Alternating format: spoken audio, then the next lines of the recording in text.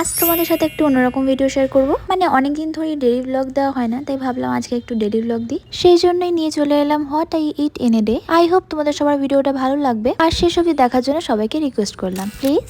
তো সেই দিন সকালে আমি প্রায় 6টার সময় ঘুম থেকে উঠেছি, আর ঘুম থেকে উঠেই তো হালকা করে একটা ব্রেকফাস্ট করে নিলাম। দেন 9:30টার সময় মা একটু কাবলি ছোলার তরকারি আর কটা রুটি দিয়ে গেল। অ্যাকচুয়ালি আমি এত সকালে কখনোই ঘুম থেকে উঠি না, তাই যেহেতু আজ অনেক সকালে উঠেছি, তাই সকালবেলা দুবার ব্রেকফাস্ট করেছি। তারপর তো পড়তে বসেছিলাম, তো তার মাঝে খেয়ে নিলাম একটা বিঙ্গো, আর এটা খেতে তো আমার সব সময়ের জন্য ভালো লাগে। তারপর লাঞ্চ করার পর একদম বিকালের দিকে মানে ওই 4টের সময় একটু আনারস কেটে এনেছি, আর আনারসটা ছিল অনেক মিষ্টি, খেতে ভীষণ ভালো লাগছে। আর উপরে আমি একটু নুনও দিয়ে নিয়েছিলাম, তাই খেতে আরো বেশি ভালো লাগছিল।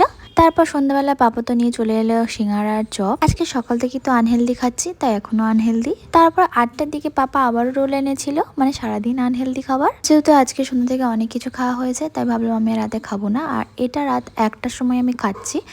আর এটা কি খাচ্ছি সেটা তোমরা জানলে অবশ্যই কমেন্ট করে জানিও। তো আজকে ভিডিওটা এই অবধি। ভিডিওটা ভালো লাগলে অবশ্যই একটা লাইক করবে প্লিজ। বাই সবাইকে, দেখা হচ্ছে পরের ভিডিওতে।